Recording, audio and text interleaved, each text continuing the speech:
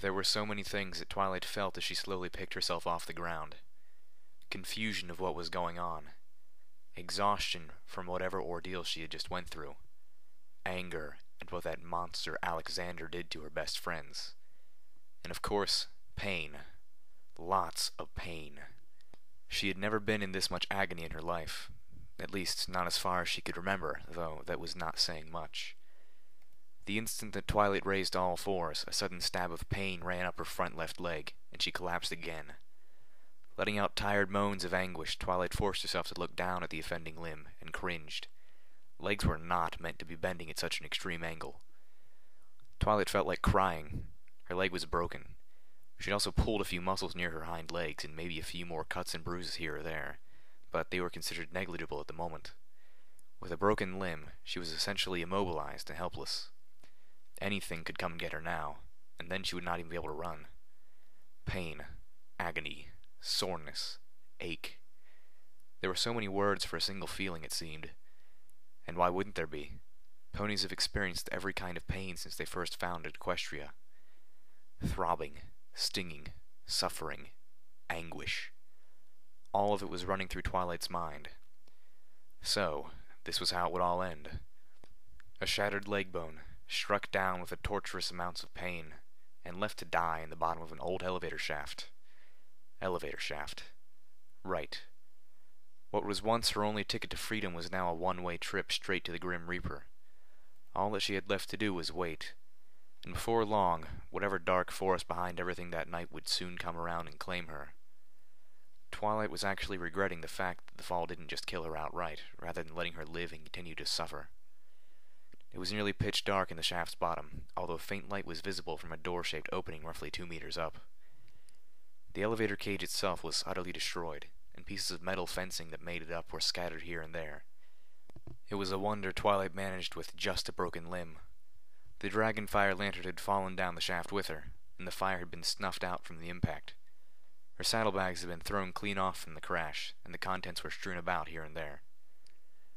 Twilight managed to will her body to drag itself to the nearby lantern, using her good legs to move whilst carefully cradling the broken one. She could hardly believe the sight of her own leg, bent and drooping powerlessly as she went. The pain was still so bad, almost too much to handle, but the unicorn managed to make it to the lantern and turn it on. Fortune favored her as the bottom of the shaft became lit with a vibrant green light from the lantern. Twilight breathed a cautious sigh of relief, and winced when another spasm of pain went through her leg. Well, she had light now. At least she didn't have to die in the darkness. The unicorn looked down on the floor beside the lantern, and spotted a slip of paper lying there. It was the note she had picked up in the archives, which reminded her she never did get around to reading it in full. To all servants, as many of you are all aware, the elevator system in the archives is still under maintenance. Under no circumstances should any pony use the elevator until it has been repaired, as it still shows a few signs of stability. The usual safety features to prevent such dangerous freefalls via frictional brakes are also out of order, so operation of the elevator car is certain to result in serious injury or death. Another announcement will be made when this problem has been addressed. Until then, do not operate the elevator in the archives. The elevators in the library and servants' quarters, however, are still properly functional and are safe to use. As she read over the note, Twilight mentally slapped herself. The note was a warning not to use the elevator. If she had paid more attention, then she wouldn't even be in this mess. She had made a mistake. A stupid, stupid mistake. And now it was already too late for regrets. She could feel her energy being sapped away by the pain. I'm sorry. Twilight could hold on to her remaining strength no longer. With a strained gasp, the unicorn's body fell slack, and her eyelids slowly closed shut. Before they did, however, she could have sworn that she caught a glimpse of somepony else down there with her. Though, that may have been merely the delirium of a dying mare. The world meant nothing at that moment, as every sense that she had began to waste away into oblivion. She managed to escape, you say? Yes, Master. I'm so sorry that I failed you. I don't think that Twilight managed to survive that fall. Alexander gave a wry chuckle. His eyes showed no apparent signs of anger or disappointment. If anything, they seemed knowing. You underestimate her. If what I know is fact, and judging from what my servants tell me, she can't possibly be dead. Not from such a simple fall. Fluttershy seemed slightly confused, though her mangled features made it difficult to detect. But doesn't the elevator shaft go down really, far? Indeed. It goes down to the lowest levels of Canterlot itself. The cisterns, to be precise. Xander explained. All the water that is diverted from the waterfall flows through there. He chuckled again. As for Miss Sparkle, she would have no trouble surviving. She may be incapacitated, yes, for a short while, but it won't be long until she starts moving again. The Pegasus. Should I, go and get her once more? I promise I won't screw up again. If that's okay with you. Xander's smile faded, and he softly shook his head. No, I require you to be present for the ritual here. I will soon send the bearer of loyalty to undertake the task instead, he said coldly. An afterthought struck him. Incidentally, have the other remnants already been taken care of? No, not all of them, Fluttershy admitted. A few just, won't die. They're still being kept in the dungeon. What of the prisoners? 3 are unaccounted for, Master. I'm sorry, I don't know where they went. We can't find them. I see. The blue stallion turned to look out the window. Night was still present, and the silver orb still shone bright, as it would for several more hours. But the ritual had to be done before sunrise, or... He sighed. Things were starting to get complicated. First, one of the prisoners taken during the gala escaped, and now, a remnant was wandering around unsupervised. She was moving about, and at a pace that was somewhat disconcerting. The cisterns were also disturbingly close to the dungeons. If she somehow made it there, and perhaps tried to intervene in the process... A sudden sound of wind gusts echoed through the throne room. Xander turned around and recognized the new presence in the room as the pony-shaped shadow creature. It had, apparently, just then materialized into the chamber to check with its master. Ah, impeccable timing, he mused, making a slight hoof motion to dismiss Fluttershy, to which she quietly complied. I have need of you. While Fluttershy walked away to deal with other matters, Alexander proceeded to deliver his orders to the shadow. The remnant of magic is still about. Inform the bearer of loyalty that she needs to be dealt with. Permanently. The silver-maned stallion smiled darkly. That is, if the Ardai doesn't get to her first. Where am I? Is there any pony out there? Hello? Any pony? Twilight. Who's there? Twilight, I must... What? You must forge on. Time is nearly up. You can't let him win. You have to pull through. You can do it. But I can't. And why not? Because he took away your friends. Yes. And you have lost all of your memories. That's right. But are those reasons to give up? Or are they reasons to go on? What do you mean? Giving up is what he wants. Fighting back is what he fears. But what do you fear, Twilight? I just don't want to be alone. You are never alone. Someone, somewhere, is always thinking of you. Just like how I'm thinking of you now. And how your friends are, as well. And we believe that you can make it. But who are you? I am the life that you left behind. Life sure is a strange and wonderful thing. It practically rose from nothingness to become the most dominant presence in the world.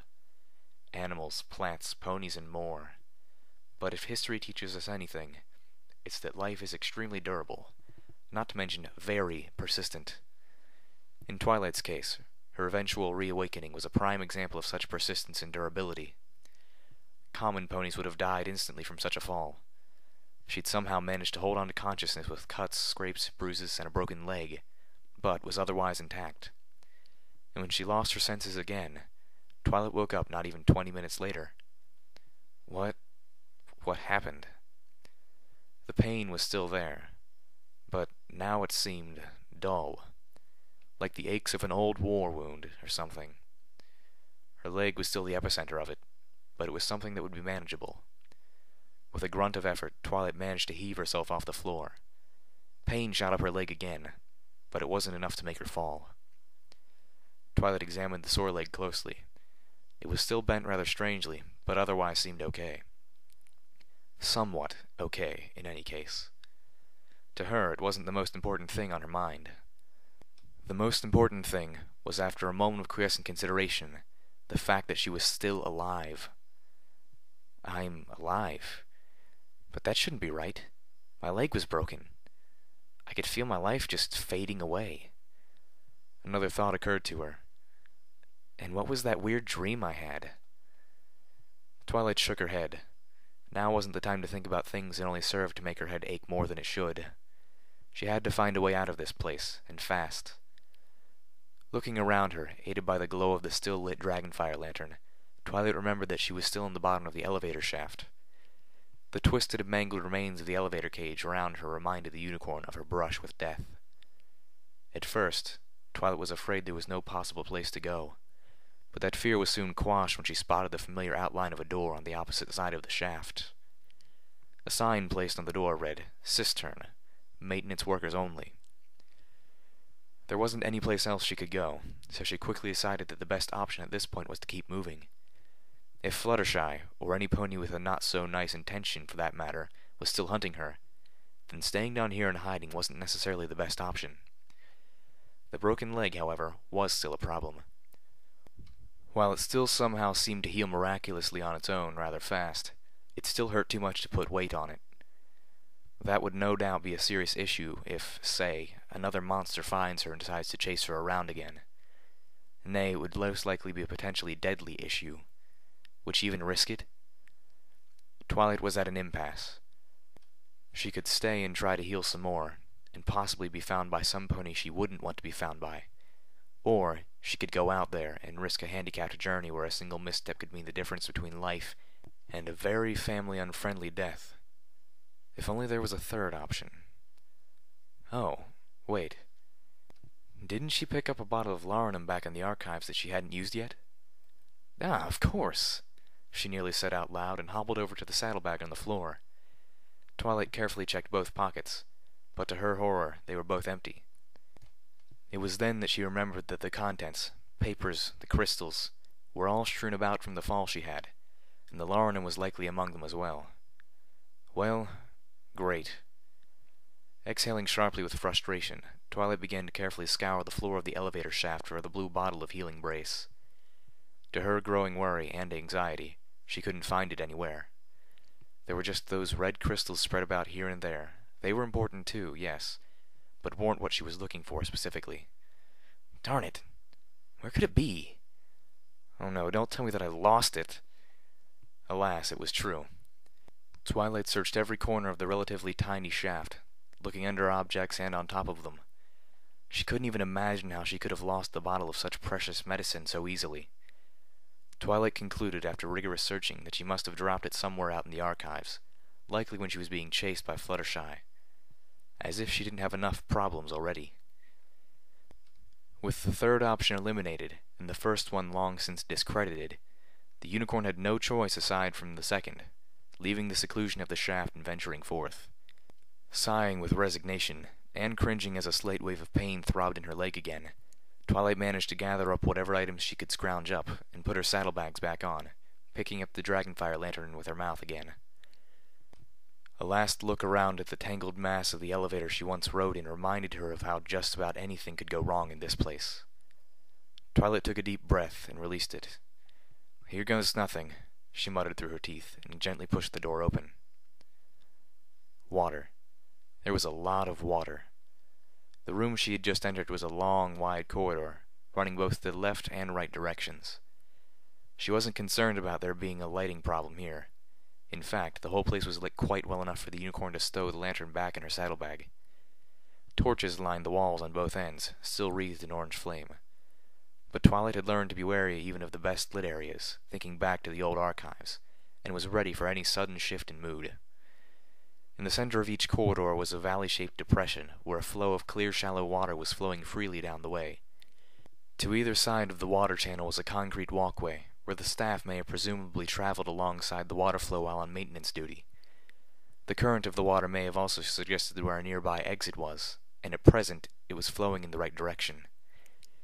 Taking that as a sign, Twilight began walking along the pathway adjacent to the waterway. She kept sure to walk at a relatively slow pace so as not to trip over her still injured leg. For a while, the unicorn didn't seem to be coming across anything. The path and the water channel just kept going on and on and on. And even worse, the lights seemed to be getting sparser and sparser as she went along.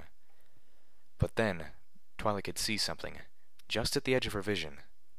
It was a pony.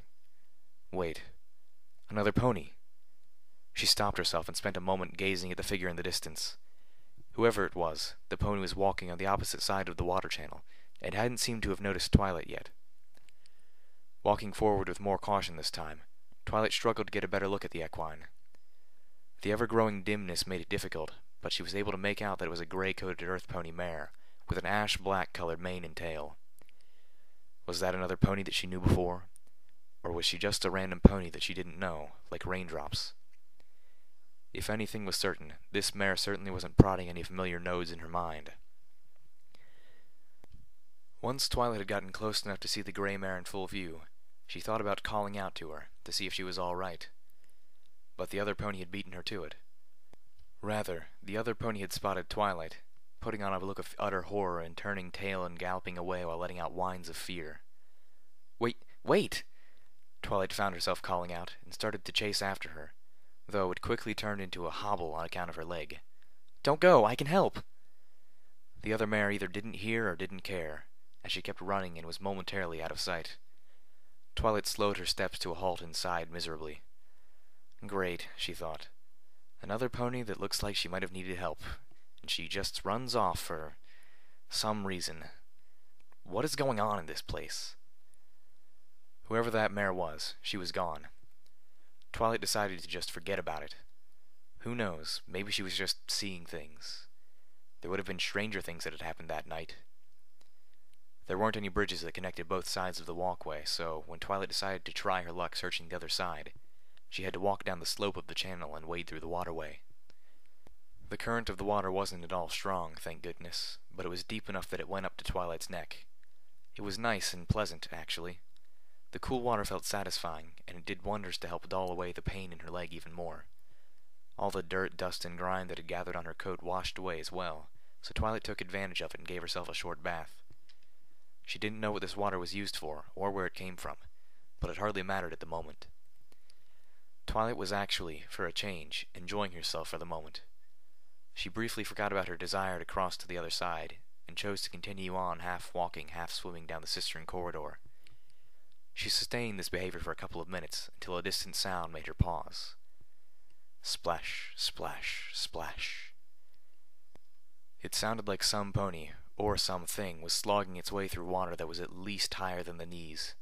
The sound was distant at first, but it slowly drew closer. Splash, splash, splash. Before long, Twilight could see what seemed to be the water's surface ahead being parted and disturbed, as if some entity was walking through it. But how could that be possible, if there wasn't any pony there? She couldn't see anything, even as the splashes drew closer and closer with fairly consistent speed. Splash, splash, splash. Twilight was starting to get nervous at whatever was causing this phenomenon, but curiosity kept her rooted to the spot. Was it a sudden surge of water from beyond, causing an extreme change in current that was approaching her? Or was it some kind of unseen entity, strange and implausible as that sounded? Her thoughts were interrupted as she heard the oncoming clattering of hooves on concrete, and a voice yelled out, "What are you doing? Get out of the water quickly!" Huh? Twilight leapt in place, turning to look up at the hallway. The gray mare from before had apparently decided to come back. Her expression suggested extreme fear and urgency. "Get out of the water, now! Quickly, or you're as good as dead!" Twilight blankly stared at the odd mare, and then at the rapidly approaching disturbance in the water. It couldn't have been any more than 3 meters away by now. A slow-burning sensation of fear began to sweep through her as she digested the situation for what it was.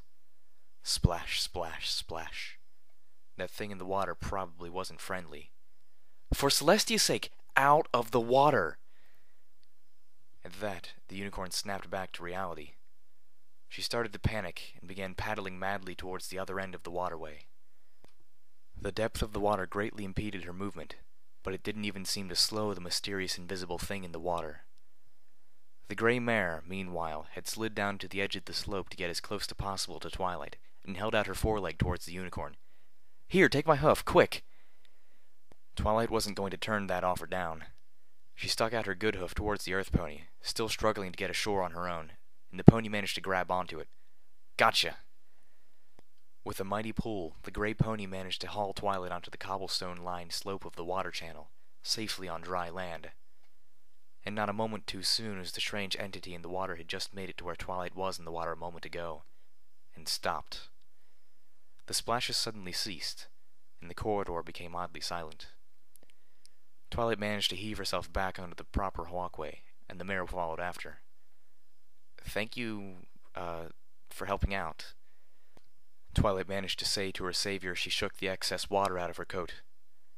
"What was that thing?"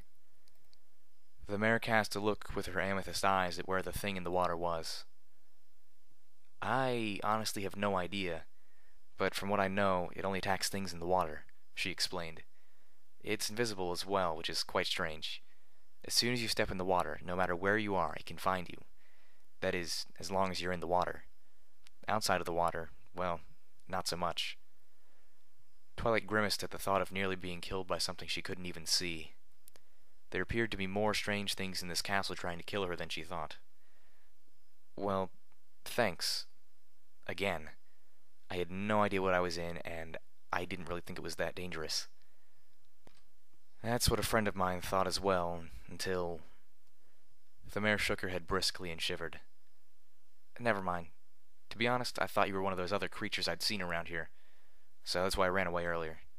Terribly sorry about that. I was just being cautious."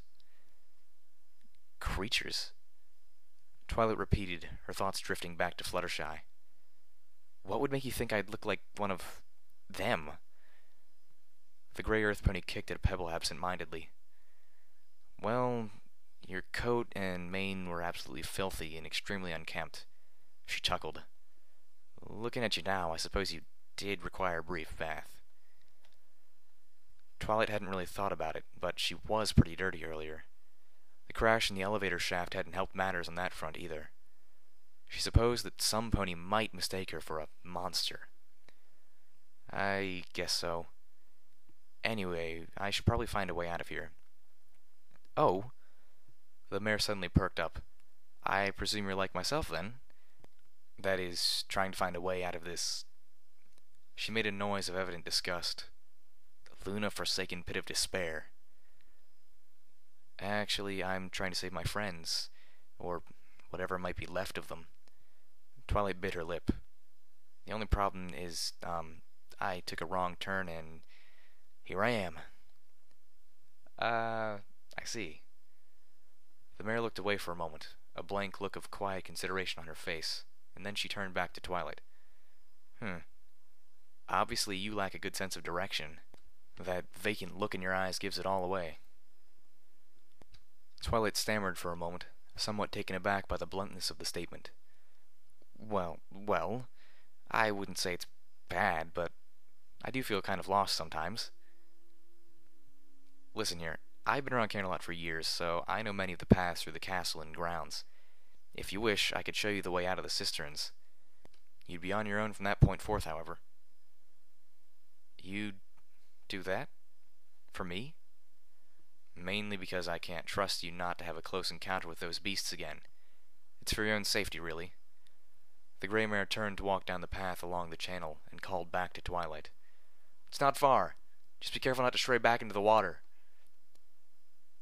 The unicorn, without a lot of conscious thought, began trotting off after the strange mare. She noticed the cutie mark on her flank, which appeared to be a purple treble clef. Who was this mare, anyway? My name is Twilight, by the way. Nice to meet you. The gray mare turned to look at her and smiled. Charmed. I'm Octavia. Though right now, I suppose our birth names aren't the most important things needed to be preserved. Oh, yeah. Come along, then. I'll lead the way. Twilight didn't know why, but she felt like she could trust this Octavia. She'd never met her before. She could not even feel slight familiarity with her. But then again, she'd never met Raindrops before either. And even then, Twilight had sacrificed her time to ensure the Pegasus had healed before helping her out of the castle. Why wouldn't she allow another pony to help her out? It was funny how things worked out. She'd saved the life of one pony, and now, a completely different pony had just saved her life. Twilight could hear a rather disturbing growl emanating throughout the corridor, but Octavia assured her it was just the strange invisible beast that made it. But even then, the knowledge by itself that there was a feral killer lurking in the water wasn't at all reassuring, even though she was perfectly safe and out of the water. The unicorn didn't feel like sticking around, so she hurried off after the earth pony mare without any hesitation.